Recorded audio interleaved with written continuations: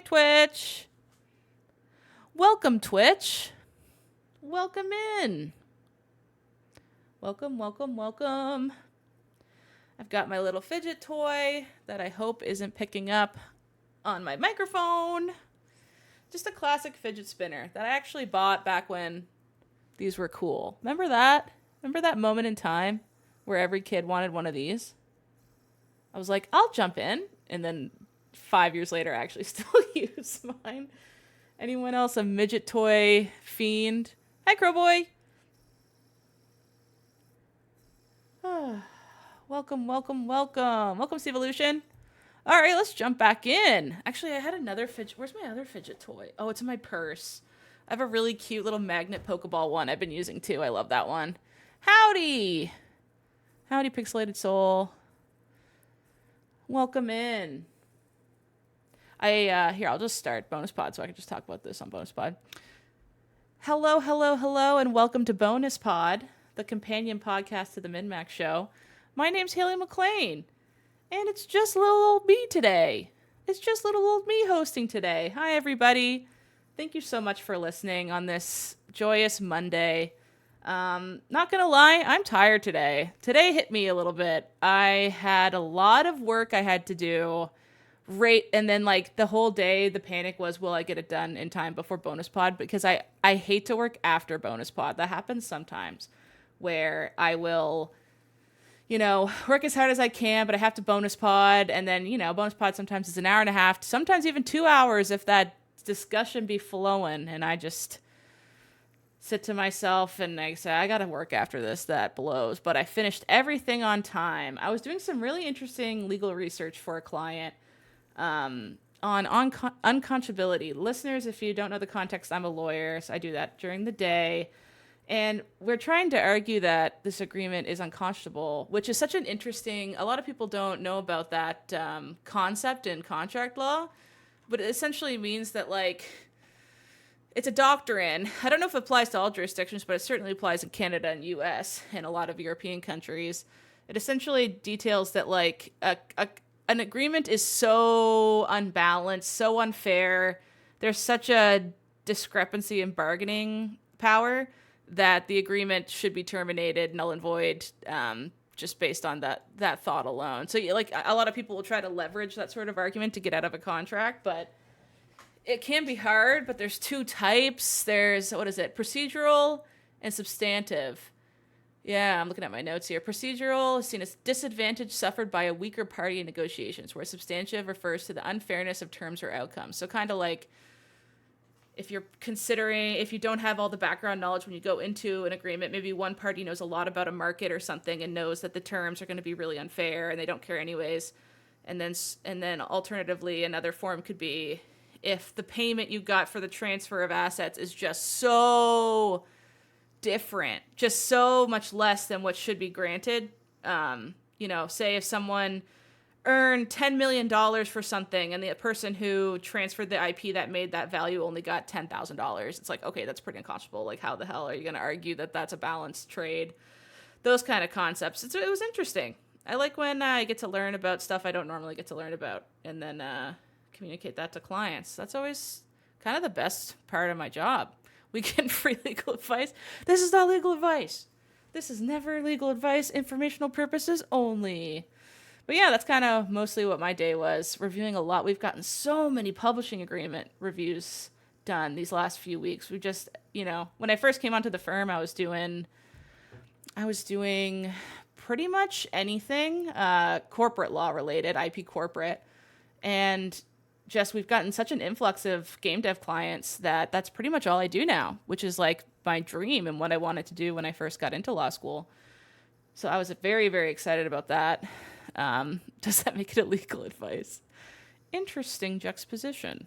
No, I disagree. And yeah, no, it's just been so, I tweeted the other day, it was cute, beating down Brian in the community was like, oh, that was a nice tweet. But essentially I was just like, I love video games so much. I was just thinking about this the other day. Is like, man, all day I get to talk to game devs, work with game devs, with all the layoffs that happen in the industry, I actually get to see the silver lining on the other side that I think a lot of people don't get to see, which is when these extremely creative and talented people get laid off, they go and make their own stuff, that's so awesome to see. It's like, can't lay off myself, screw you. I'm going to make that game I've been thinking about for 5 years while improving my skills working for this big publisher. And the whole time they're learning so much, getting all that insider information on good game development procedures, unique tools, using the services that they have access to at those, development houses and stuff like that. And then splitting off to make their own stuff, and then you get these super cool indie games. I think that's why we're seeing such a cool mix of indie games. This is like the indie game year so far. There's been so many amazing indie games, and I really think it's a product of these super talented developers finally giving up on the system that is treating them so poorly. And it's like, hey, I've been here this whole time because I love games, so I'm just going to make a game. And my job is just to set them up, make them cozy, make them comfy in their little companies, and get them all set up and ready to go. That's just, I don't know. It's just exactly what I wanted to do, and I'm doing it so quick, and I just feel so lucky every day that I get to do it. It makes me feel really happy and special and good. Just to be a little sappy on the pod here, on the bonus pod. But yeah, that's kind of what my day was like, and I'm very excited that I got everything done up until bonus pod. That feels good. Well, today, this is a special community-based episode, throwing it back to party chat vibes. I'm just here chatting, and we got our MinMax Council members in the backstage tier, the backstage special bonus pod audio channel, and you guys, please feel free to raise your hand, interrupt me at any time. We can chat about whatever y'all want to chat about. I'm down to talk about whatever. Personally, I've been playing a ton of indie games. I'm almost done Rebirth. I even said on Twitter, everyone's asked about Rebirth, please stream. I'm thinking about streaming Rebirth tonight. Bob Beal wants to speak. I think I set up audio so that you should be able to hear you right away, Bob, hopefully. Let me double check my audio levels. Hey there, Bob? Oh, I can't personally hear you. One sec. But you're coming through. Boy. Why the heck can I not hear? I was worried about this when my thing was being weird. Let me see. Oh, I think I know why. One sec. Sorry, Bob. Oh. No. I was trying to test this, but... I don't know if... It's hard to test until someone's actually in the thing with you. Oh my god, you know what? I'm the dopiest, though. I had my headphones plugged into my work PC, and not my GD gaming PC / streaming PC. Are you there, Bob? That'll do it. Why can't I hear you? Hello? Oh, one sec. What a horrible start I'm getting off to. Not headphones. Let me see. And this is the test. Hey there, Bob. And this is the test. What the hell? Hello? How many computers does she have over there to plug him into? Oh, how about now? Hello? I can hear you. Sorry, Bob. Yay. I'm so sorry. All good. I can hear you perfectly now. Oh, thank you. Did you play a spunky audio when I first came on and I didn't even get to hear it? Maybe, and I'll have to listen back to know what it was. That's for the repeat listens right there, yeah. How are you doing, Bob? I'm doing good. How about yourself? Good. I keep meaning to tell you this, too. I still think about you when I play Mario Wonder with that crazy that anecdote you told me, like half a year ago at this point? Where you were trying to beat that anecdote did I tell you? Where you were trying to beat that last level? The last level. Mm-hmm. Oh my goodness. And you were oh, sorry, did I bring up unresolved trauma that you were trying to push away? My brain blocked that out. Absolutely. What are you playing these days? Well, I actually just got done playing EarthBound. Oh, throwback. Very retro, yeah, but I don't know, I felt like an old school JRPG, and that was one that was always on my list of, I need to play this at some point. Mm-hmm. and I jumped in on the Switch. It's got the little quick saves, so you can do your save states and save Flawless. scum a couple boss battles if you really have to. Flawless. Which I only did like twice. But I beat it not too long ago, and it absolutely blew me away. How long is it? I was so good question. Were you doing everything kind of vibes? Um, no, you know what? How can you even tell on Switch? I don't know. They have the really vague like played for 20 hours or more. Like they don't actually say the number of Oh, hours. They do that vague thing under profile. that's right. But for the like Super NES thing, it would just combine Oh, all hours, right? So I don't even. yeah. I'm gonna say roughly like 20 to Okay. 30-ish. That's shorter than I I could be thought. way off there, but yeah, there's a lot of meat on the bone there if you want to play further. It felt like, Yeah. um, there's a lot of like side items that like I didn't even get involved with, but um, yeah, it was really good. It was really, really good. I could see like if I played this when I was like 14, like this would be a chunk of my personality for sure.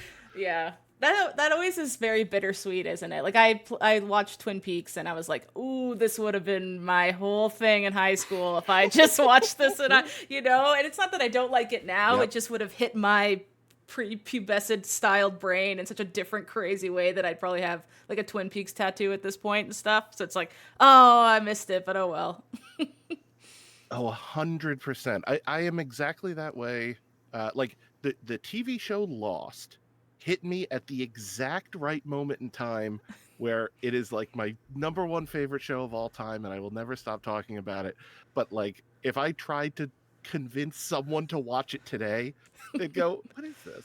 No, what do you do? What do you 24 episodes a season? No, I'm not doing this." Like, Lost was and they're so correct for in the not doing it. moment. Yeah, it was so that time that show was popular, It's kind of like early Walking Dead or like that late Yeah. 2000s, early 2010s energy, or Lost was even before. I feel like I was quite young when the first seasons of Lost were coming out. What, like 2004 or 5? Oh, 04. Oh my Yeah, god, that was September a guess. 2004. I pulled that from my ass. That was a complete guess. Yeah, I never Yeah, watched 04 to Lost. 20.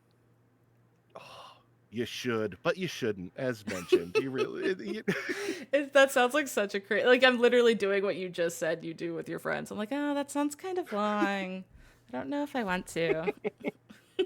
That's funny you mentioned uh, Earthbound though, because we were talking internally about like deepest dive stuff. It's like, oh, people have been clamoring for a retro one, right? Like it'd be fun to do a retro one. And so I personally was just like, I'll look at any retro games I'm interested in. And Earthbound was the one that stuck out to me when I was just like Googling best 90s JRPG, like that kind of era. And I was like, yeah, I've always wanted to play Earthbound. It seemed like one I would be really attracted to.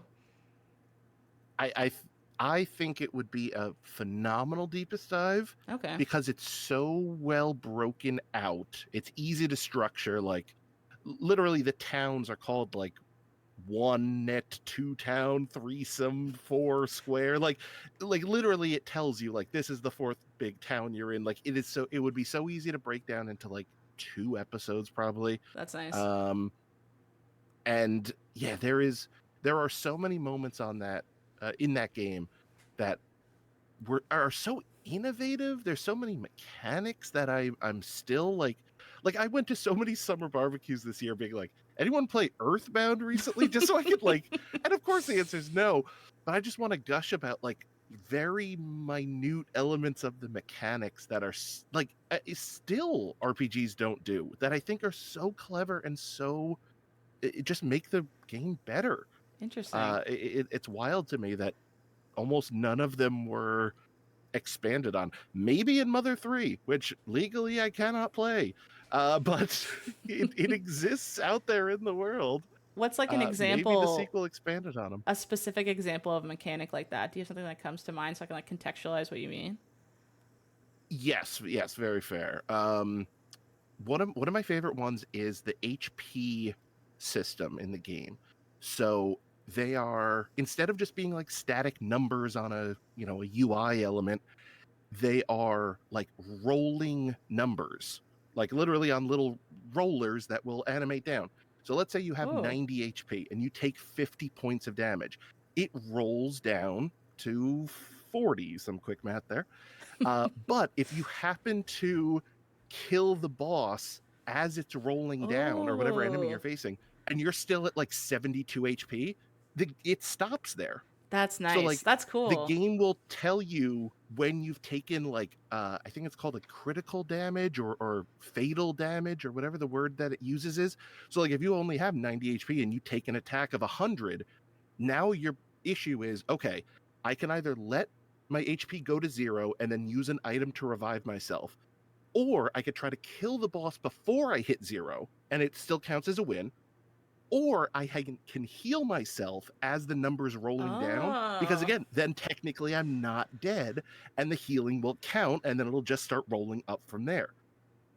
Like doing wow. that, but across 4 party members in the middle of a boss fight, controlling like status stuff, it made it so much fun. So you have to be locked the hell in. You can't be like eating chips and watching a show while you play Earthbound, it sounds like.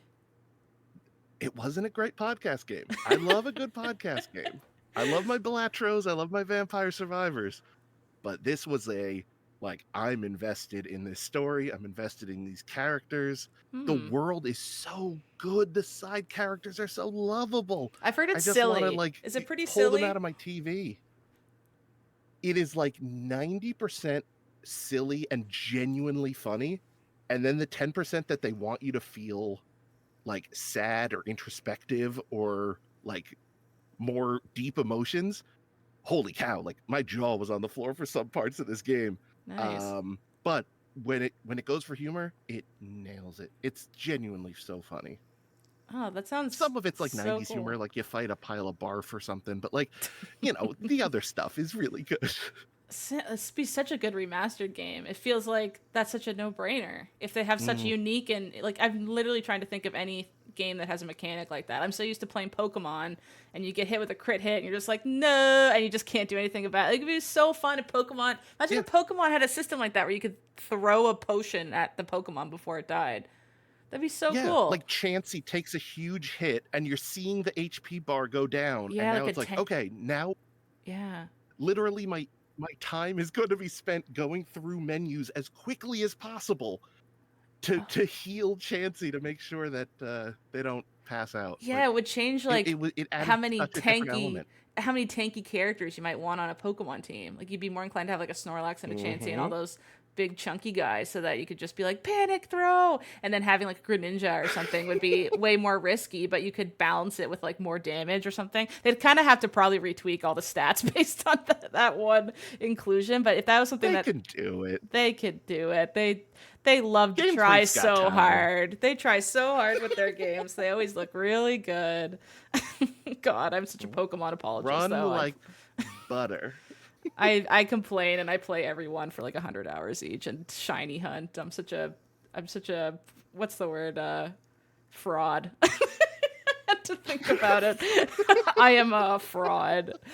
Such a Oh, that's fraud. the word we were thinking of. Yeah. Nice. What else were you thinking about? Something specific topic before I asked you what you were playing? No, I wanted to gush about Earthbound. I Nice. love that game. Yeah, I'm really I I'm bought really a inclined to pin play it. based on it. Oh, Great. you're getting merch 30 years later. That's dedication. Yeah, it literally is the 30th anniversary of Earthbound this year, and I didn't even like coincide it with anything. And now I'm seeing all these articles that are like, oh, they're doing like an online lottery, and the winner gets to buy a Ness vinyl plush statue thing. And I'm Ooh, like, I need to win this lottery now. Now I didn't even know I would enjoy this game 3 months ago, and now it's like I'm all in. that's for you. Yeah, that's funny. Yeah, I'm inclined to play it. Like now, it feels like there's a little bit of a lapse, right? Like there's games coming out, Mm. and I've been playing a lot more indies the last month or so, just because of that. But like I put so much time into Yakuza this year, and then Remake and Rebirth, and I'm almost on Rebirth. That I kind of feel like I could start being sneaky with those random picks, those Earthbound picks. Yeah. Yeah, because once I beat, I was in the exact same boat. Once I beat Yakuza, once I beat Final Fantasy, it was like, okay, I kind of need to move past these 100-hour RPGs. Like, they're phenomenal, but Yeah, that's what an investment. So I wanted something a little bit smaller, and this felt like the great one to dive into. that's perfect. And it was, and If it certainly was. Now you're closing in on your time with Rebirth or Remake? Yeah, Rebirth. Rebirth. Yeah. I'm almost done. Hmm. I think I'm going to stream it tonight, which is why I wanted to finish work right before bonus pod on time because yeah, I looked up. I like to do before I stream something where I think it's going to be the finale. I'll pull up like a Final Fantasy Rebirth full playthrough and I'll scroll through to like the cutscene where I'm at and see how much time is left. So there's about 2 hours and 40 minutes left Oh. in that play. I didn't scroll ahead to like see any. I very purposefully minusculely move my cursor so that I don't by mistake see like a keyframe from the end with like I don't know cloud exploding or some crap. I don't know what happens, but it's just like okay, let's see. And yeah, it was 2 hours and 40 minutes, which I think is doable. But also that's someone playing who like knows how to beat the game quickly and stuff. So like maybe I'll be 3.5 hours. So it might not be in one playthrough, but I'm OP as hell in that game. I'm so strong right now, and it feels great. Whoa. Like I've done absolutely every side thing before going to the final area with no spoilers. When you go north, you go to like a big final area. It's like I'm as Mm-hmm. max stat as I can be. I have all the best gear. My materia is all level 3 or 4 or 5. Like I'm merking stuff. This like dragon came out, and Michael, my partner, was watching me play, and I was just like, just absolutely dumbing it like it was a wolf in the Green Hill Zone or something. He was like, Jesus Christ. So I feel like I could be Wow. pretty speedy about it, but yeah, I've really found comfort in just like doing everything in that game. Same with Yakuza 8. Like I kind of sped through Yakuza 7 and Remake. Like I beat them and everything was done and I did all the side quests in Remake as well and like Yeah. almost all of them in 7, but in 8 and then in Rebirth, I'm like slowed to a halt doing like every single little icon need to be off the map. I was being really picky about it and I was just Oh finding yeah. a lot of clarity and a lot of calmness and beating those for some reason. Like usually I get kind of stressed out with RPGs, but maybe because I'm getting the serotonin boost of you accomplished something like trophy bleep sound. I'm like tricking my brain into thinking I'm accomplishing stuff, which is probably a bit I, toxic, but I will say though, those games, both of them, the newest Yakuza and FF7 Rebirth, I think are good about giving you rewards that are worth the effort. yeah, I You agree. know, a lot of RPGs will be like, all right, if you put an extra 100 hours into it, you'll get an achievement. Congrats. But Yeah. like there's no real reward there other than checking a box on a list. But they're pretty good about like, oh, you genuinely get a great summon or a great Queen's Blood card or a great something tangible, a great Sujimon, whatever it is. Yeah. Uh, yeah, it's really cool. I thought Yakuza 8 did that a bit better than Rebirth, but I noticed that also that it's just like they both do that. Like I was helping Johnny, that guy who's obsessed with Tifa, and they just get at the end of it they gave me a sick Queen's Blood card that Hmm. I'm like, oh my god, this is OP. Like I just use it all the time now. The Johnny card.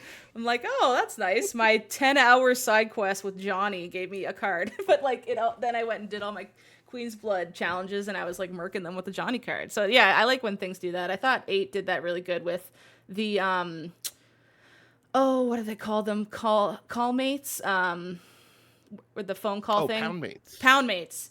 Like I had every single pound mate, and it was so fun. Like even just to use them when you don't care, just like watch the animation and stuff, like the diaper man and like the Oh, guy with oh, they were so there, good. there were so many good ones. It's fun, like Nancy Chan and all those. It's like just so fun to just be like, oh, 3 random plebs. I'll check out Nancy Chan just to like watch that animation and like she just murks them in one hit. Like I don't. They gave you a lot of stuff to do all those side quests, and I thought they did it in a really rewarding way, where it was like, oh, you want to do all the Kiryu like throwback stuff? Kiryu's now super strong because you did all that. I'm like, yeah, it's just it's smart. Like make me care about wanting to do the Yeah. side stuff. I like when games also do like if you do the side stuff, the little town you live in gets cuter, like has more stuff to do and people live in it more. I love when games do that. Like Cult of the Lamb and stuff is like the more you beat the game, the more cool Mm. buildings you can build and stuff. I'm such a nerd for that. Oh yeah, yeah. Man, did you get much into the Yakuza like Animal Crossing part of that game?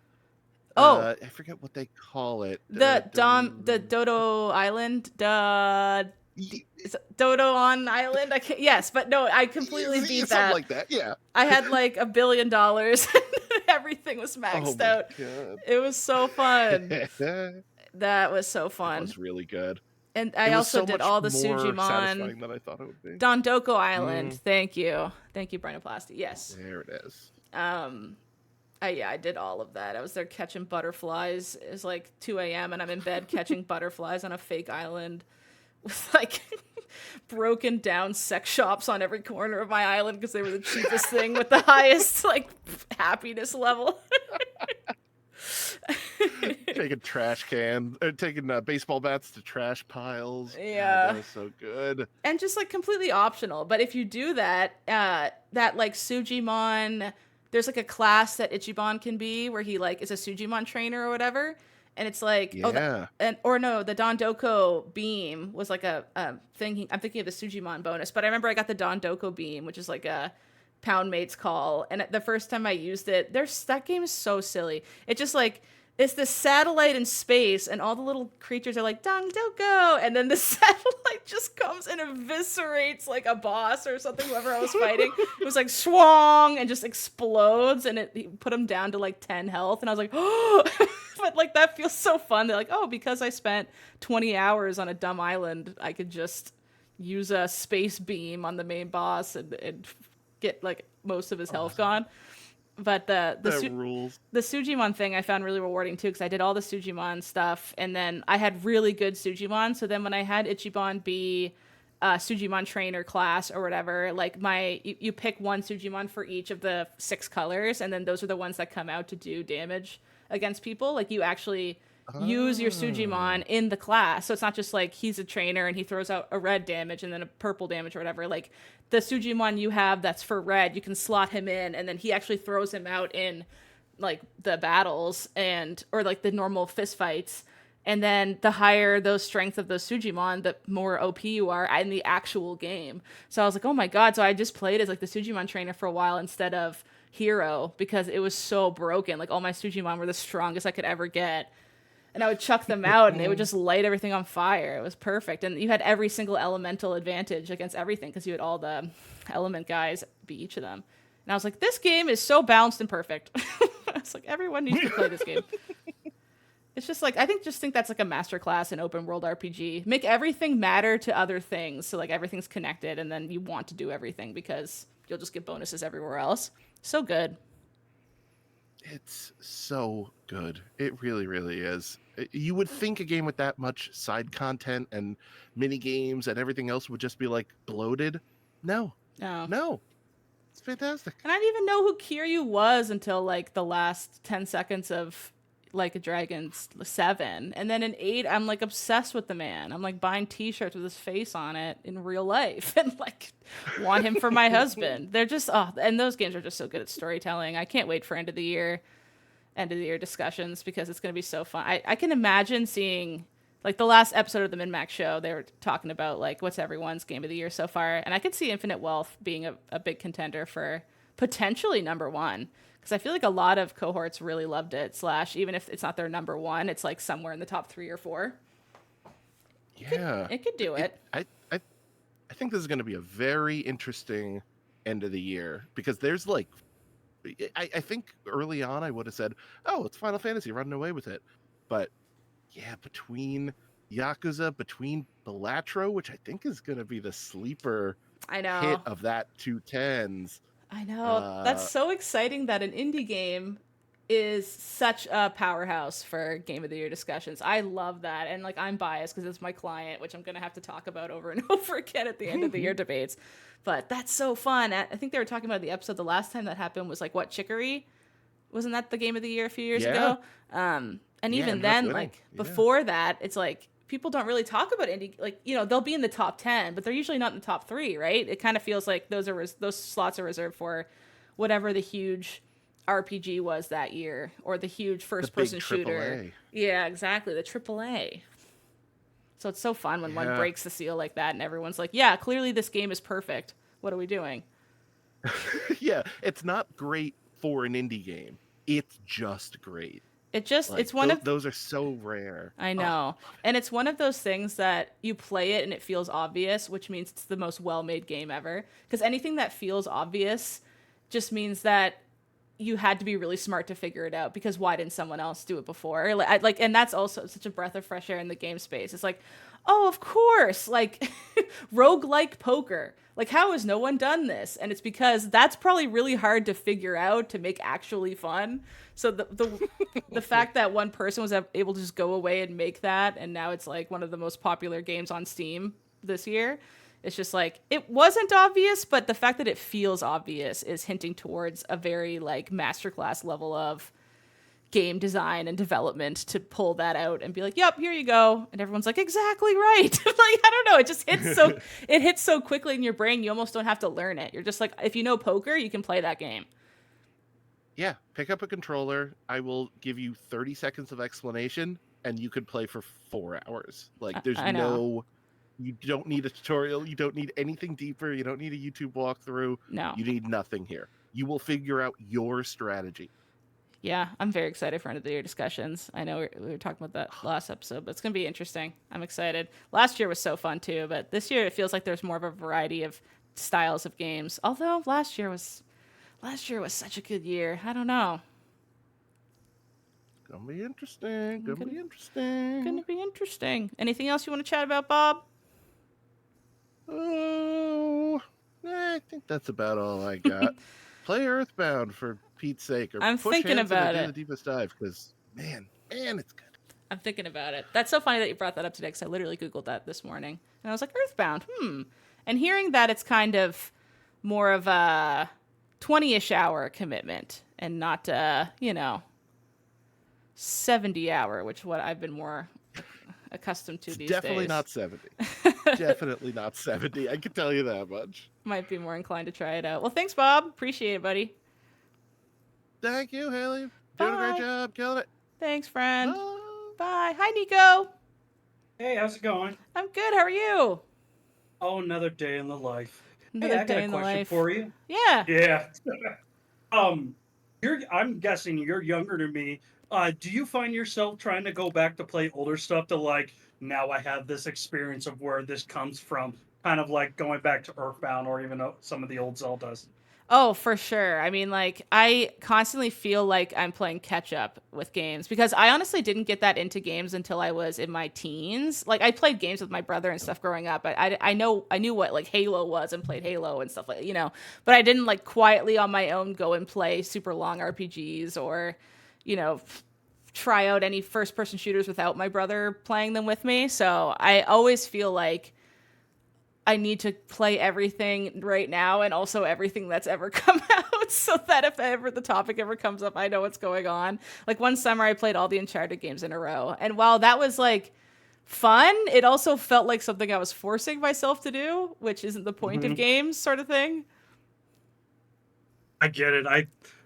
Just as much as games, I enjoy movies, and I always go back like to the 70s Western, 60s, 70s Westerns, go watch the old World War II films, Silent Age, and all that good. And some of those, it's like, this was made for the time. I just don't find it that fun to watch compared to modern temporaries that happens. That's what's hard, is some of them really hold up and some of them just don't. I'm trying to think of an example. I don't know if you have any of games. It's like, oh, if I was a kid, I would have loved this. I just don't have the patience for it right now anymore.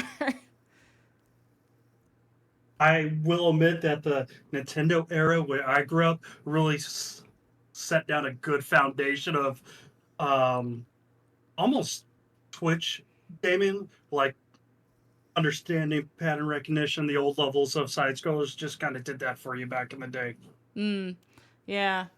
I think I missed out on a lot of like SNES and NES games, because we had an N64 and then we didn't really have a console until like the PS2 after that. So all those kind of older retro style games, I really feel like that's a huge blank spot in my gaming vision. But I worry that they aren't You know, I'm spoiled. I'm a spoiled 2024 gamer who needs everything to be like fast forwarded through the boring stuff. Like even when I was playing Yakuza 8, it was like you could speed up, you know, cut if you're really OP. You don't have to watch all the everyone hit everybody at the same time or whatever. You can just be like skip and go to the next thing. Those old games are like, nope, you're gonna sit here and you're gonna suffer. That's one of the nice thing about the pistol remasters for like the Final Fantasies, or even some of the remasters of the PlayStation games, especially the RPGs. They have like fast forward buttons in it now to make the combat just go a lot quicker. Yeah, like I love that kind of functionality they add where it's like quick saves and stuff. I remember I used to play that, you know, that notorious Lion King game that's like impossible and you have to jump on the necks of the giraffe and stuff. I remember playing those as a kid and I replayed them with that new version mode they came out with the quick save. And it's like, oh my God, the way I would have saved myself 50 hours if I just had this one mechanic inserted into this game back in 99 or whatever. They were ruthless.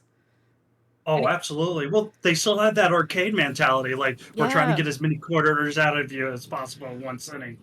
That's a fantastic point. It really, the marketability of games was changing, and they didn't know how to, like, switch from a pay per, 10 minutes of fun market to a, no, I'm at home and I paid for this and I'm just sitting in my living room and I want to beat it mentality. That's a really good point. Absolutely. It's nice that we do get to see you going back into the history, you really get to see the advancements and how quickly it did it from 80s when it became very prominent again to even to now.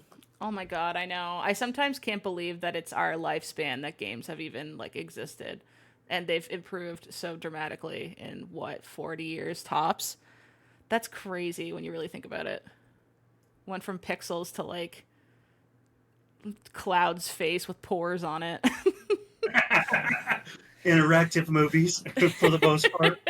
Interactive movies. It's just, I feel like sometimes I can take that for granted. I'm just like, oh, what game do I have to play today? Where it's like my dad in his dorm room could play one game.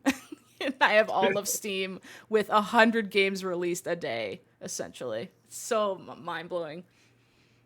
Speaking of interactive movies, can that Dead by Deadlight movie game that's coming out later this year be a chance for your number one? Oh, I'm so intrigued by that game. The casting of Frank Stone. Yeah, I'm really excited for it. I mean, I love everything that Supermassive does. I've played every single game Supermassive has made. Even all the like dark anthology ones people can kind of poo-poo on. Like they're fine, they're fun. Like I think I'm spoiled with them because I have a friend group who I play them with. Like we all make a night of it and sit down and like have drinks and everyone gets a character. We do the movie mode thing where it's like if it's your turn it goes switch over to Haley and you pass the controller around. And those games, I think they're made to be played like that. So if you're playing them solo, you lose a little bit of the charm. Like there's a fantastic moment in the Salem one with the witches. I forget what that one was called, if anyone in chat can remember. But I won't spoil which character was which, but there was wrestling in the bushes, and my friend Ellis was like, oh, I think it's going to be like something bad. I should probably shoot. And we're like, you shouldn't shoot. What if it's one of us? Like, oh, I'm going to shoot. And Ellis shot in the bush, and then my character fell out dead. And I was like, no! Like, that was such a funny moment. Because it wasn't, like, the game killing me. It was my friend Ellis who killed me, And, like, that was such a unique game experience. And we still talk about it, like, 3 years later. It's like, remember when you shot me in the bush? Like, you did me dirty. And they're like, sorry, I didn't mean to.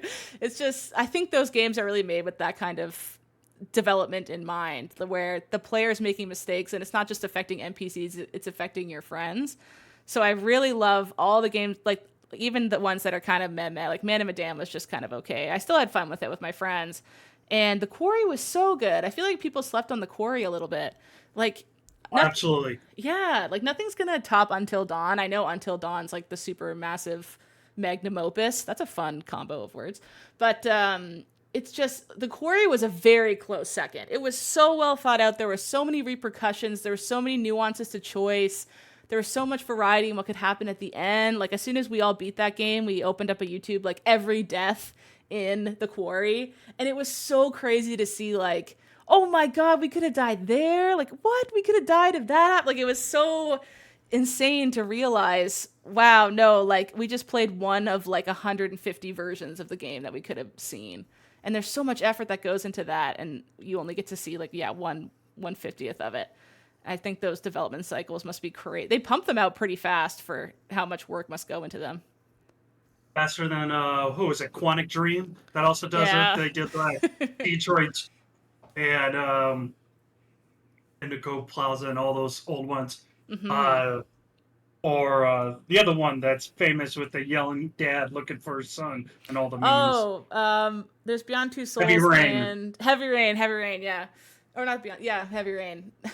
What's he yell? What's the son's name? I've seen that. Jake or Jag or something. Yeah. Oh my god, iconic. But yeah, no, I'm so excited that Dead by Daylight is the IP getting applied to that because there's so much space there. I'd imagine they're only going to use the IP actually owned by Behavior, and not like, you know how they get licensed so much IP. They have Chucky, they have Yeah. Ghostface, they have freaking like Chainsaw Massacre. They have everything. So if they only did their own original IP characters, there's still a ton to pull from. Like Huntress, oh my god, I hope she's in it. She's like my favorite killer in Dead by Daylight. I feel like there's just so much they could do. I'm really looking You think forward there's to it. you think there's a possibility that Dead for Daylight 2 is going to be announced anytime soon? That is a great question. I sometimes wonder if I think maybe they're waiting for like the player base to flatten out more because I don't know. It's like they keep just like Lara Croft got, I almost called her Laura Croft, which is a gaming sin, I know. Lara Croft got inserted like 2 weeks ago, and that's a huge IP to stick in there. And they just keep getting IP and more IP that it's like, if they ever did Dead by Daylight 2, how would they change? Just a visual update, I suppose, would be the only thing they do, but they just have to make sure they don't handle it like Overwatch, I guess. Where it's like, Take away one of the survivors. yeah, like now it's 3v1 or so. I don't know how they might mess it up. But I really think that player base needs like a revitalization or something because I used to play it every day. Like it's my Halloween game. Like in October, I really play a lot of it, which is kind of the best time to play that game because they do a lot of in-game events and stuff like that around Halloween. But I was playing, I booted up the other day because I wanted to level up my Alan Wake character because, of course, I bought Alan Wake when he came to Dead by Daylight because everyone goes to Dead by Daylight. And it was just lobbies of either people who left in 10 seconds because I don't know why they don't like what killer I was playing maybe, or I don't know, or like they didn't, someone else messes up and everyone leaves right away and then you get a bunch of bots and you die automatically. And then, or when I'm killer, everyone's prestige 100 and like, I know it's going to be a sweaty as hell game and I'm kind of nervous to even play it because they're either going to completely destroy me and leave in 10 seconds or like grief me and just like mess around with me because I'm very like I'm kind of rusty with Dead by Daylight these days.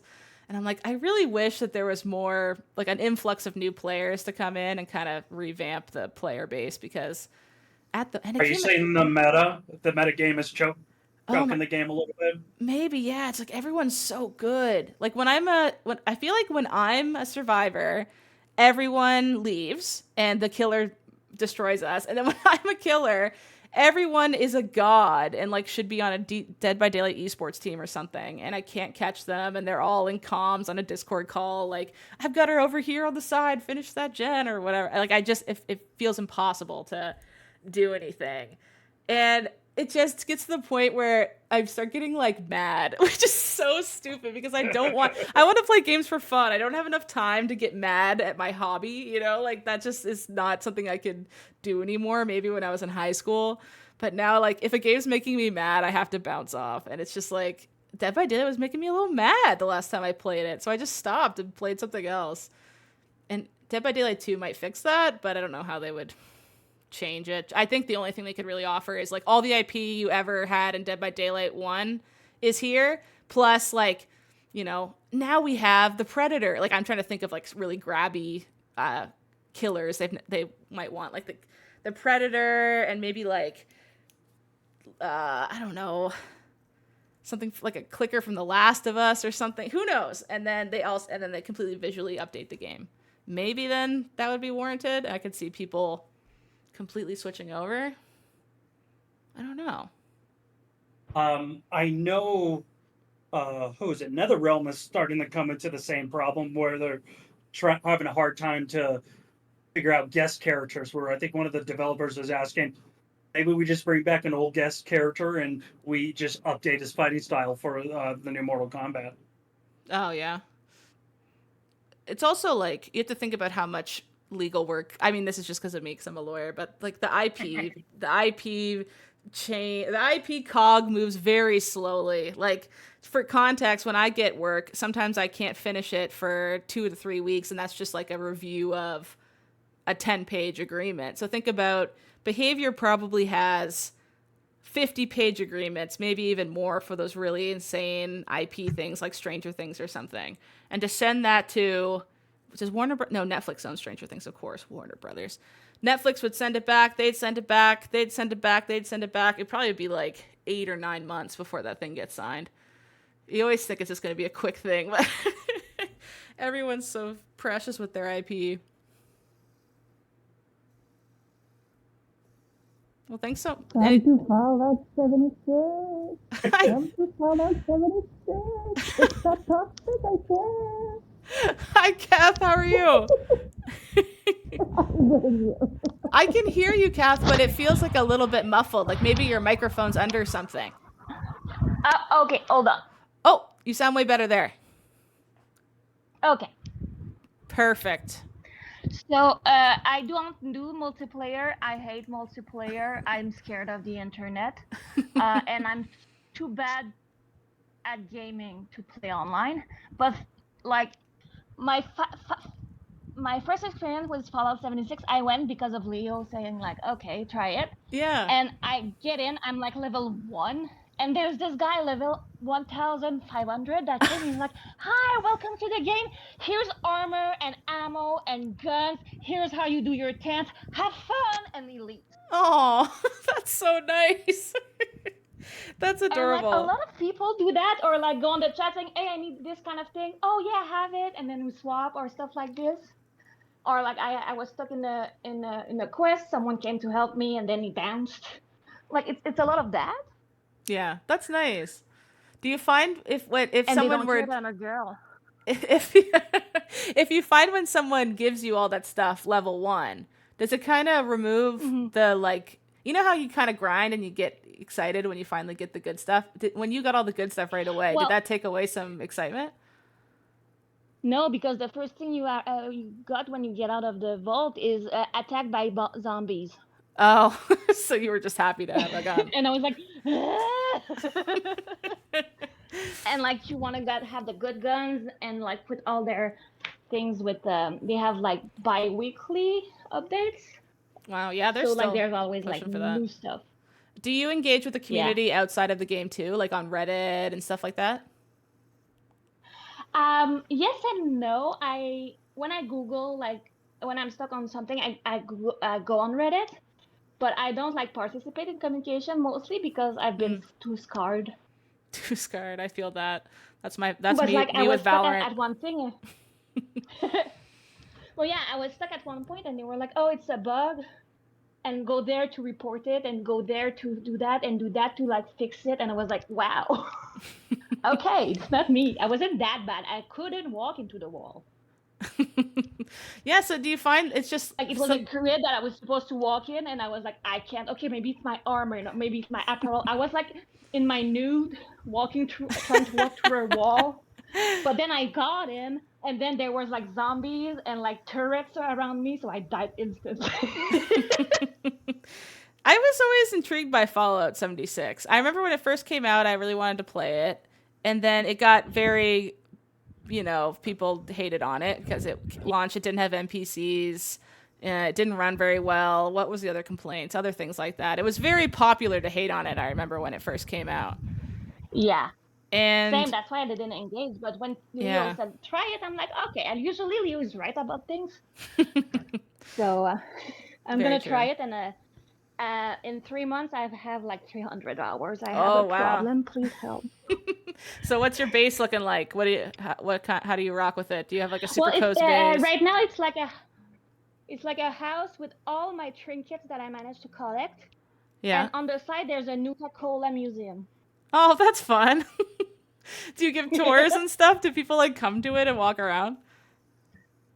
Well, I see people going into it and trying to find what's the point, and there's none. It's just look at all my Nuka-Cola collection. That's fun. This is the new outfit I got. I think I would have, if I had played it at launch and like or picked it up after that, I think I would have really liked it because I did so much base building in Fallout 4. Like I did so much base building that my game would lag when I walked into my towns and stuff. Yeah, like remember that one? There was one area I distinctly remember, and it was a place you could turn a base into, and it was like on a baseball diamond in Fallout 4. And do you remember that? And I put down so many assets that I couldn't walk back in there because my game would crash. It reached a point where I wasn't able to go there, even to fix for it. me, it was the parking lot. The parking lot. Oh yeah, that'd be a good setup. Yeah. But that's when I was playing on It's fun Xbox. because like even like with the points you get, you can get new bases, and now you can even build a shelter underground. And like, and you don't have to have the bonus. Like you can have the premium to have like the nice stuff. Yeah. But you can have nice stuff without paying. Okay. If you just grind and get your points, like then you can unlock like seasonal stuff. There's like a battle pass and stuff like that? It's kind of a battle pass. There's like Fallout 1, Fallout's first, where you can get like stuff that will get all your ammo at one place and doesn't take your weight or stuff like that, you know? Mm-hmm. But there's also like just the seasonal pass where you get points and you can buy cool stuff like, oh, this new armor look, or this plushie that will look cute, or right now it's about camping, so I have all the camping little vignettes that you can have, like don't camp here, here's to pee, don't do a fire here. That's fun. Yeah, I remember Leo mentioning and like those are free and they're fun. I remember Leo mentioning that the new update was going to have like corner store vibe items, which is what his base is. It's just like a corner store, and he was like, "Oh my god, I need those." Right now it's Christmas in July. Oh, fun! So I got a robot that just collects stuff around the base, and he wraps them as presents. And if I was bad in my game, he give me coal. Oh no, really? That's so fun. That's cool. And it has NPCs now, right? Like that was something they went back and added afterwards and stuff like that? Yes. That's fun. And it's fun because depending like your alliance with the raiders and I don't remember, the people like the settlers, they will attack you or not. So I was like, the raiders, the settlers never attack me, so I won't care about them. I'm gonna make sure that the raiders who attacks me all the time, they like me, so they would stop firing at me, and it worked. Is there a lot of PvP stuff, or is it mostly PvE? You can deactivate it. Okay. Oh, that's nice. So there's a mode, and like everyone that has that mode are in the same map. But if you want to like go on other players, you can. But what's fun is like visiting others' camp, and then they have their little shop with all their items they don't want that you can buy from them. Nice. It's really fun. You should try it. No, I definitely want to put more time into it because I made that account when I was trolling Leo. That one, that one New Show Plus. I'm so sad it's not cross-platform though. I know, that's too bad. I wonder why they do that. Probably just for it's on Game Pass. Yeah, maybe that's why. Perhaps. So yeah, come to Fallout 76. Join the cult. This was your plea. This is why you came up to chat today. Fallout 76. Yeah, and I'll say that the devil in me from Massive Black, the people that do the Supermassive games. Yeah, they do the devil in me, and it's about a real serial killer that happened. Oh yeah, I played that one. The hotel one. That was a good one.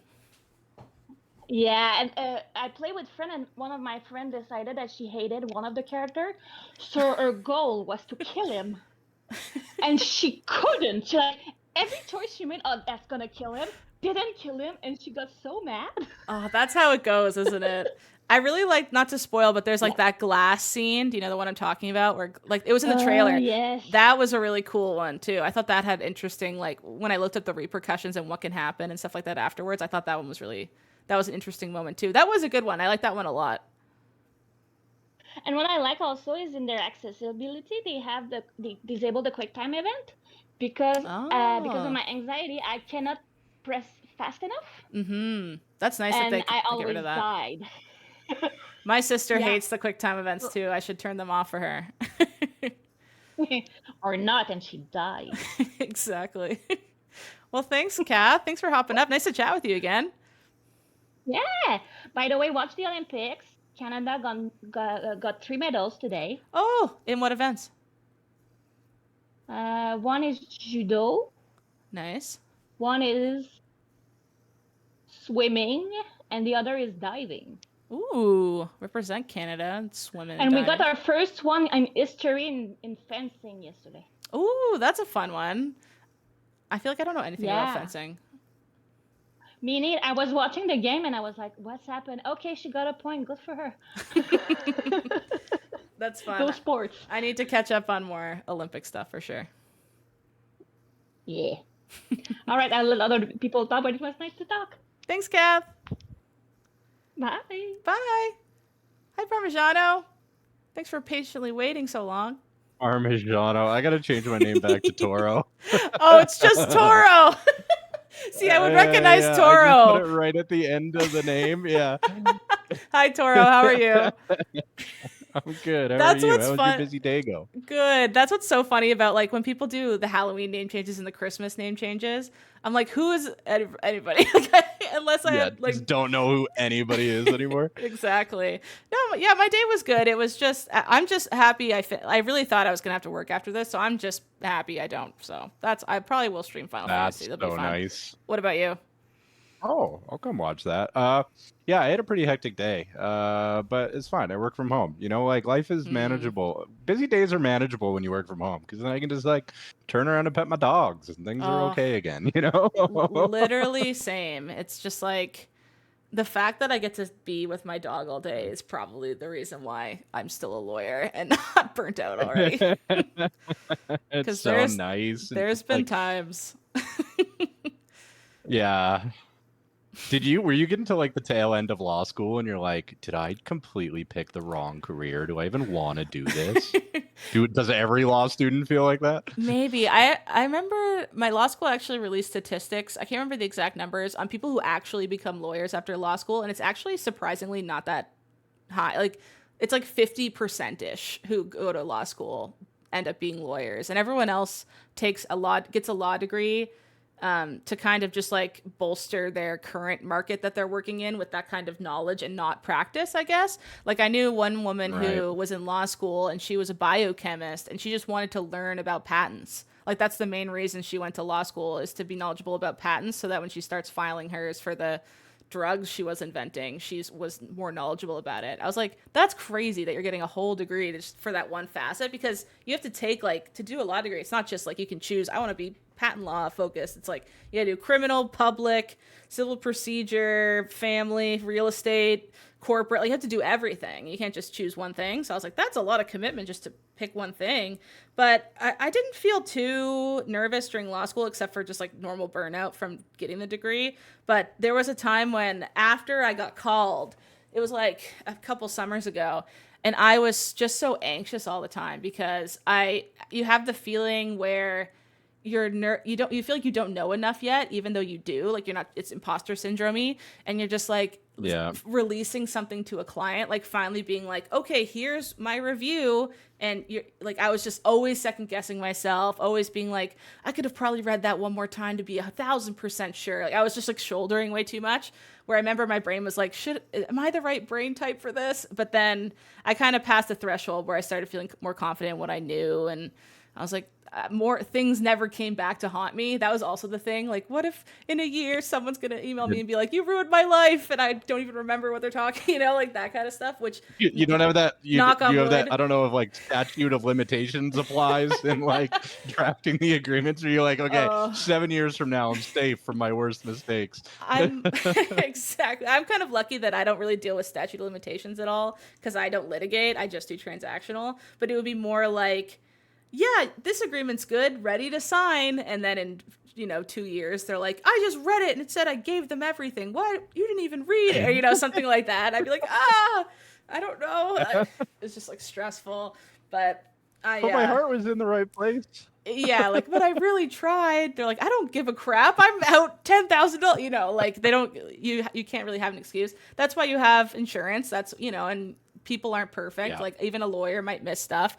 But I was being like crazy diligent and still being nervous, which was like, I can be one or the other, right? I can be a sloppy lawyer and get a little nervous that what I'm doing isn't good, but I was rereading every agreement way too many times. I was going back and rereading agreements weeks after I gave them back to the client to double check I remembered I was thinking about stuff way too long and holding it in my head and just like not turning really like off. indulging in the anxious thoughts, eh? Yeah, it was like I was really obsessed with like perfectionism. Like everything had to be perfect, and that you cannot practice law with a perfectionism like mind. You cannot, because nothing will get done, nothing will pass, like get finished, nothing will get sent back to the client, because nothing will ever be perfect. Like even if I negotiate my very best and I get everything the client wants and they're like, yippee, there might be some weird situation in 5 years that no one could have predicted. That's like, oh, they weaponized some provision this way or whatever. And I just didn't think of that because I wasn't given any context to that might ever happen, or who knows, just like that kind of stuff. And I was internalizing that way too much, and it made me think, oh no, what if I'm not good at this? But then I just took a little break, took a little time off from work for a little week, and then I was okay. That's all. Oh, well, it's so nice to hear that you've gotten to like a stable place with it. Yeah, I have a really great law firm. My law firm's fantastic. Like I have my boss is essentially like my what would you call, like a mentor styled lawyer? Like so Mentor, yeah, like he's been there to teach me a lot of stuff. And I had a fantastic principal when I was in my articles who would like really held my goddamn hand and walked me through things and was so kind and like understanding when I didn't get something or whatever. I've had very nice people in my life that like led me to a point where I'm like, okay, I think I know what the laws are. Like it's taken a decade, but I think I know what's going on. Yeah. Yeah, it's like one of those. Yeah, I remember you talking to Janet about feeling like you have had really great mentors in your life, and now you want to turn around to be able to do that for other people. Yeah, like, Makes a lot of sense. I feel like that's the least I can do, because so many people had those kind of coffee chats and whatever with me that it's like, okay, my turn. And it's weird to be the my turn one. It makes me feel a little old to be like the one who's like, no, I'm paying for this. You're in law school. And I was like, I thought I was in law school yesterday. And it's like, nope, I've been out of law school like 4 years. Grow up, Haley. It's just weird. I still feel like I'm in high school. Yeah, you are sensei now. It's kind of a nice feeling though. There's like that like confidence and like you're like, yeah, like I feel like I have some answers now for the first time in my life. Yeah, it's just nice to meet other like-minded, passionate people. That's my favorite bit. Like other people who are like, you practice game law? That's exactly what I want to do. And I remember when I was in law school, I was kind of alone in that. And I also even had some professors who were like, what are you doing? Like, you're not going to get a job. There's always a couple professors that are like, that's not a thing. And I'm like, video games weren't a thing 40 years ago until they got invented. Obviously, they need legal problems. What do you mean? Like, I just had a few professors who were like that really bummed me out. But what can you do? Haters gonna hate. Well, I wanted to. What time do you want to wrap up? I had two things I wanted to talk to you about. No, go for it. You taught those two things, and then Stevolution afterwards. I can call you up too to have a chit chat as well. No worries, no rush. And they're completely unrelated. Sounds the good. first one, while we're on the like lawyer IP discussion, I wanted to ask. I realized when you were talking, I can't even remember what triggered it that you were mentioning, but I realized that I have never encountered an IP mashup that I liked and I thought was worth doing. What and about I wanted to ask That's So you... Sweet Life of Hannah Montana? That was iconic. You didn't like that? I've never seen it. Never seen it. That's fair. I don't know why that was the first. But I like... Like, I'm thinking everything from like the Marvel Cinematic Universe to like Alan Wake, and then there's the Fortnites of the world and stuff. And I've just never seen one where, and I know like you've mentioned how you really love Alan Wake and and I was wondering if you could like explain the appeal of a mashup like that. because I truly don't understand, and I want to try and understand better. Yeah, so I think maybe there's my brain kind of goes to like those are two different things. Like when I think of not so much Marvel, but maybe Fortnite. When I think about Fortnite, the reason I think it feels icky, and I choose icky because it's like it's not like I'm like Fortnite shouldn't be doing this. Like they're completely fine to do whatever they want and get whatever IP they want. That's literally my job is to help those kind of things happen. I don't think that shouldn't happen. But it feels less genuine maybe is the right phrase than if they only use their original IP forever. That's not even right. That makes me sound like I really hate on it. You know what I mean? It just doesn't feel the same as a game that only contains its own personal IP. Is because there's two creative goals behind like Fortnite and then I don't know who's someone in Fortnite, Deadpool or something, right? It's like when he comes to Fortnite, Yeah, Darth Vader.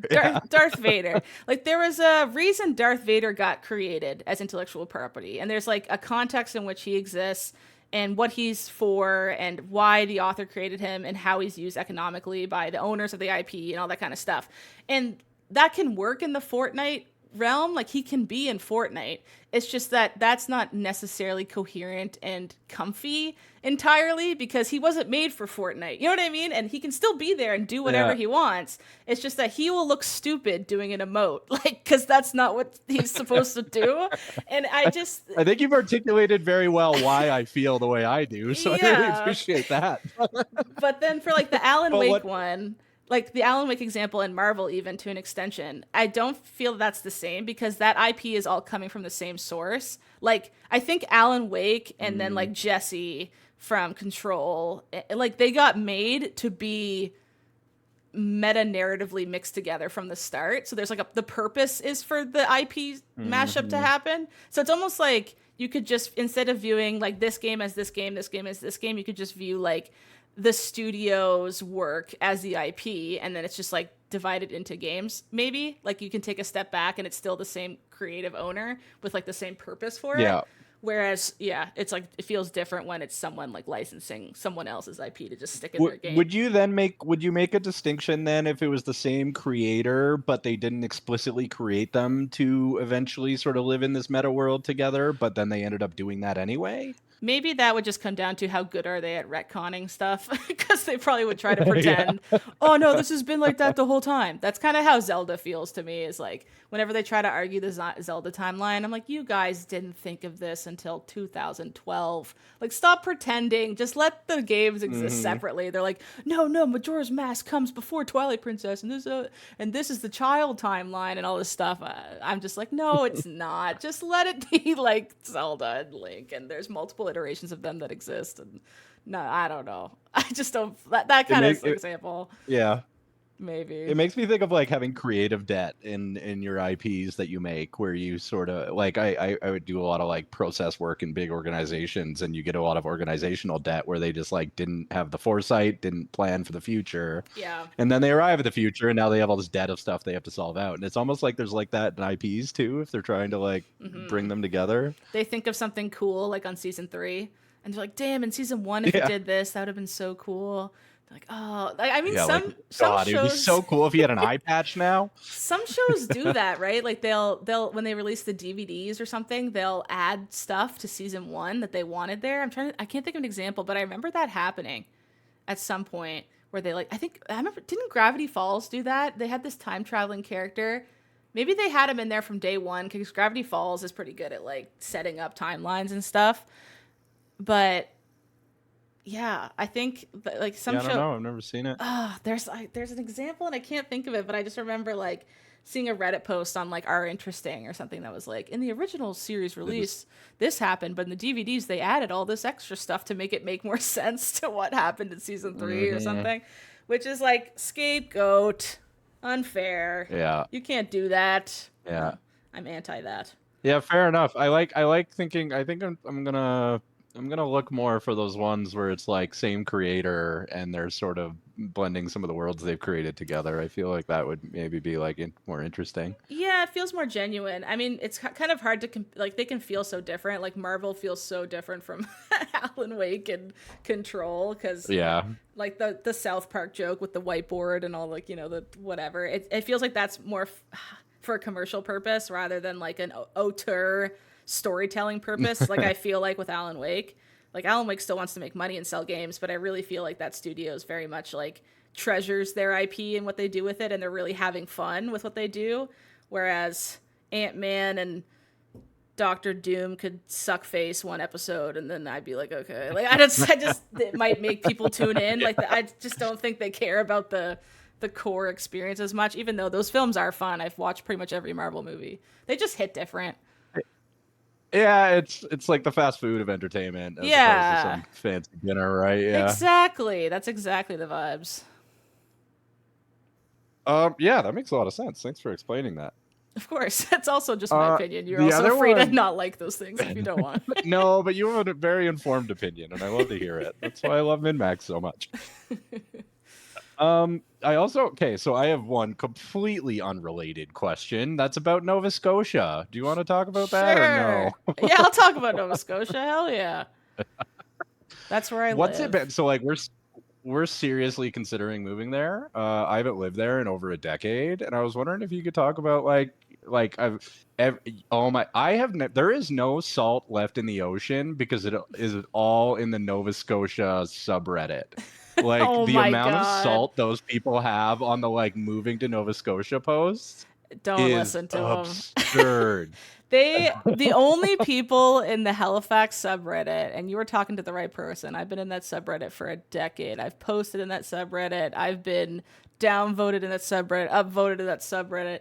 It's just like it's just people go there to be snarky, and it's just like some towns just have that vibe on their subreddit. I don't know why, but I think economically things are not as good here as they should be, so that's where the snark is coming from. And it's not even to do with like the experience of living here. I love living here. That's why I've lived here my whole life. That's why I want to live here and stay here and got called to the bar here instead of any other province and set down roots and stuff. Yeah. It's because it is a fantastic place to live. It's like you have the joy of a big-ish city. Like it's big enough that you feel like you're in a city and there's a ton of stuff to do, but it's not so big that it's like, really it feels like you have to be in the city's core or else you can never work here. Like people can live 30 minutes out, no problem. You can go from the middle of the forest to downtown Halifax in like 30 minutes, no problem on the highway. I know. Like, that's right. Because if we do that in Alberta, it's like you're 3 hours from the yeah, city. like different cities and hit you could be like an hour from Halifax. Montreal, Toronto, all those kind of bigger cities. It's like those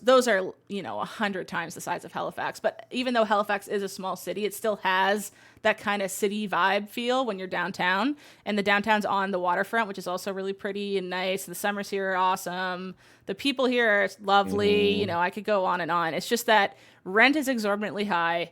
House prices are exorbitantly high, and grocery store prices are exorbitantly high, and our taxes are exorbitantly high. I just can keep going and say exorbitantly high. This is everything. It's I was wondering because we would move there because the houses are a lot cheaper than Alberta, right? So it's all relative in that sense. But the cost of living thing, I was like, has this reached like some zenith point where like all this salt is correct and like is it like $35 for a cheeseburger in Halifax or something? Like kinda. That's what sucks is it kind of is. Like not just with the 15% tax that we have, the highest in the goddamn nation. For what? Also, why do we have the highest taxes in the goddamn nation? It's just because if you can, they will. Like if they can charge, $16 for sliced ham, they will. And they just are. And it's just like frustrating because how much longer do they want us to do that? And fine, I won't have kids then if this is how we have to live. It's just like crazy. Yeah, I think same decision. Yeah, it's like I was joking around on Twitter with Janet that like if I were to buy sliced cheese, sliced ham, and bread, like not joking, I was at the grocery store and I was taking pics for receipts. It's $37 worth of ingredients to make 6 sandwiches, 7 sandwiches. If I had a kid, I have to spend just for like one portion of their lunch once a week is just for the kid $40, and then I also have to get their drink, their food, their whatever, all this other stuff, and that's just a lunch. Like not to mention the kid goes and has extracurricular wants a Yeah, hockey heaven stick. forbid they want to like play hockey. Be Yeah. a child and have fun. It's like, it's just, everything is so insanely overpriced nowadays that it just feels so frustrating to be our age and like want to be like, actually, it'd be nice to have a house. Like, I was talking to my mom and I was like, how much was your house? The one, when I was little, I was born and we lived in one house for 1 year and then we moved to a different house. And my mom was like, oh, less than $100,000, like, I think, and whatever, blah, blah, blah. And then keep in mind, like salaries were less, that's true, but the interest rates were higher, but for a lower cost price for the house. And I was like, let's look up how much that house was just for fun to see, because on Zillow, they let you see like the last time it was sold. Yeah. It was $1.3 million. And it's like in a 20-year gap. And it's like, how on earth? That's insane. You can't argue inflation at that point. That's such an insane markup of value that you can't make any argument to me besides greed that that's the price that it is. Yeah, agreed. I did that experiment with my mom. I got her to remember what her salary was after she came out of her MBA. Yeah. In like the 70s. No, it was the 80s. And then we like inflation adjusted it, and like her first job out of her master's was like almost $100,000 in today's dollars. Aww. Like, it's just like, come on. Yeah. It's just well, it sounds like I think we really just want to like move to the Annapolis Valley and like get a rural property, and I like love it hopefully there. the internet works well enough and we can just come into Halifax once a month or whatever. Yeah. No, I love it in Annapolis. Like my entire family went to Acadia, which is the university in that town, I think would be the better way to describe Annapolis Valley. Yeah. But it's so pretty. Like the fall in there, the increase in traffic is hilarious. It'll go from like 2 people on the road to it's backed up to the highway because it's so freaking pretty that everyone goes there. They have such nice vineyards. The local restaurants are really good, and there's more variety. You know how kind of in those towns it would have like one Italian place? You'd be like, okay. Like now they have like there's an Indian food place and a Thai food place and a couple pubs and a bar and all. Yeah, there's right. more variety now, which is also nice. But I would go visit my sister there all the time, and I loved going down there. It was so pretty. So I do recommend it down there, and I would imagine the house prices are a lot less than HRM proper. Oh yeah, they're way. I like Halifax isn't even on the table. We couldn't afford that in a million years. Oh my god, an empty plot of land is like $750,000, and it's like has garbage on it, and it's like, oh, okay, cool. How's Hallie? Is the seahorse still there? The seahorse is still here. It's moved though. It's now on Godgen Street instead of downtown. Not in a basement anymore? It still is in a basement, just in a different building. Okay. But it's good, actually. It's like combined with this other bar called The Marquee, and the best shows are always there. Like that's anytime I go downtown, it's actually low-key just Seahorse and Marquee is like the only place I go to. It's fun. Okay, that's good to hear. Yeah. All right. I just wanted to ask, like, get an actual, like, unvarnished opinion that wasn't so salty on the subreddit. The vibes are great. It's just cost of living is stupid here. Hopefully that goes down, but you know, what can you do? It's stupid everywhere, so it's like, where do you want to suffer? And I'd rather suffer in rural Nova Scotia. You might as well have good vibes and high rent than exactly. Well, here's hoping. Cool. I hope thanks for the chat. Yeah, of course. And if you ever come to Nova Scotia, would love to grab a beer with you. Just reach out. Will Nova Scotia Min-Max meet up? That'd be so fun. I would love that. I think by meet up, I mean like the two of us having a beer. Yeah. I think that would be. I was talking to Ben about that at one point because, like, you know, we didn't have Canada options for the big 5-year anniversary meetup this year, which is super fair because that's, you know. Then you guys have to get out your passports. God forbid. Like, jeez. I forget my passport every time I go to the airport. But I think Halifax would be perfect. It's such a good size. There's so much to do. There's like, you can go on the Harbor Hopper and go on a little tour of the water. There's like vineyards. You can go on a little tour. They could take them down to, Annapolis Royal is only like a 45-minute drive out of Halifax. There's so much to do. I think people would be like, wow, Canada's cool if they came here. It'd be fun. You don't think we would like have to do it in Toronto or something? You think you'd convince everybody to come to Halifax? Yeah, that's the thing. Is like there's like not many people here who probably listen to Min-Max because it's such a random city. But yeah, Toronto would probably be the best call for most people live there to actually come to the meet and greet meetup event. But I think Halifax would have better vibes personally. Yeah, right. No, I agree. Actually, last question. Do you ever think like if I was to make a really bad financial decision, what would it be?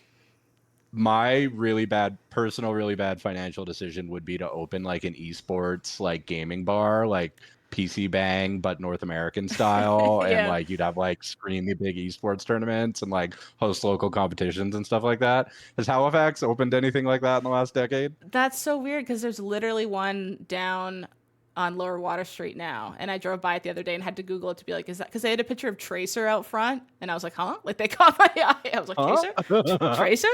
And I Googled it and it's like, I don't know necessarily they do like, they show esports and stuff. They probably have little TVs that they play stuff, but it's like a gaming bar cafe thing. And you come in and book Oh, time okay. and sit and stuff. There was one on Barrington, but it closed, I want to say 5 years ago. So this is the next one to open up down there. Maybe you could go, Interesting. you could go 50-50 ownership or something.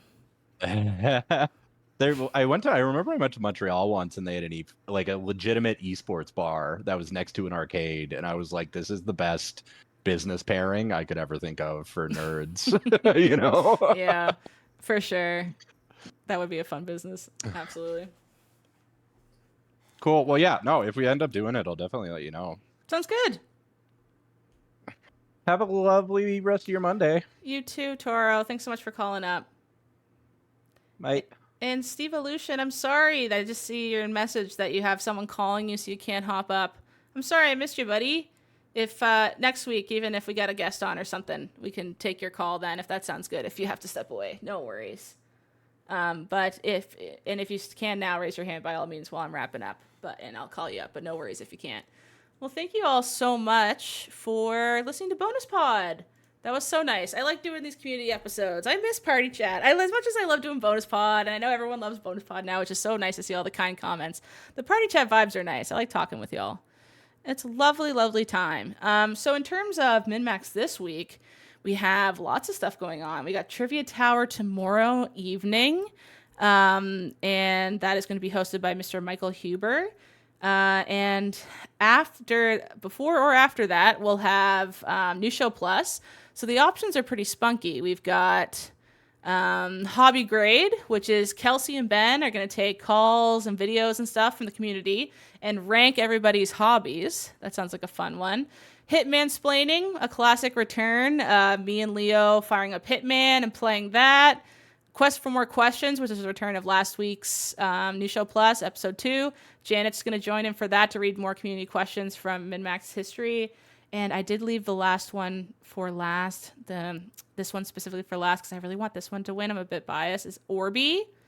If you listened to Bonus Pod last week, I was discussing a game my sister and I would play on Fallout. I said Fallout and Halo combined. Halo 3's Forge mode, which is the creator thing, which lets you make levels. If you press up on the D-pad, I even remember what button you press to become Orby. You become a little orb and you fly around, and you can create level stuff. But mostly, what my little sister and I would do is we would log into a Forge lobby, and one person would be a Halo character NPC, and the other one would be Orby, and we would act out various scenes. Differing from Orby is a wild animal in the woods and you're trying to tame it, or Orby betrays the other person and Orby must die. So I told my sister about how that's in the feed, and she got very excited. And she said, "Can we have a few beers before we start? I'm a little nervous." I said, "Sure thing." So it'd be a bit of a little tipsy one, which would be fun. What would we be drinking? Probably just some beers, Neil. But reminding Emma, my sister, what Orby was so fun because we probably haven't talked about Orby in a decade. Let's see how this is special behind the scenes on Patreon. Which one's winning at the current moment? Right now, it's so close between Irby and Hitman-splaining, and Orby is ahead by 2 votes. 2 votes. That is so close. But vote for whatever you want. Listen, I'm not going to force anybody to vote for whatever you want, but Orby would be fun. I love all the picks, but I would really love Orby to be picked. So thanks so much again. The rest of this week, it's just voted for Orby for solidarity. Thank you, Taro. The rest of this week, we got the Min-Max show recording on Wednesday to come out on Thursday.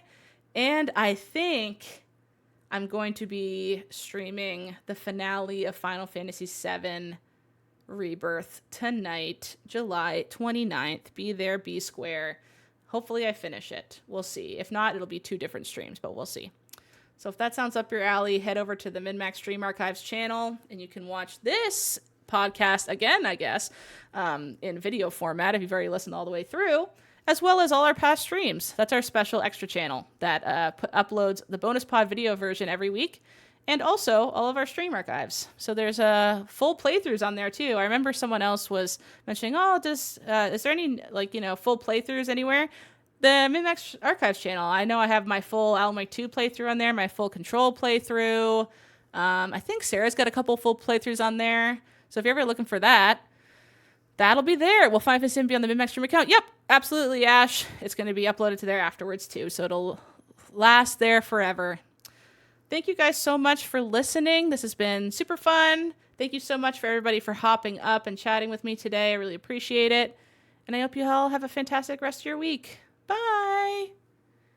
And lovely folks on Twitch, let's see who's live right now I could raid you to, but make sure to come back later with me and watch me play Final Fantasy VII.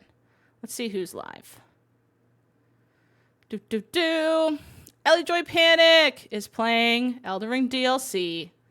Let's send you all over to her. If that sounds cool. She's super rad. She was on the podcast with me a few weeks ago, and I thought she was super cool. I love her vibes of her background. It's all cozy and dark in the background. All right. Thank you so much for listening again, everybody. Bye. Set up Roxandra.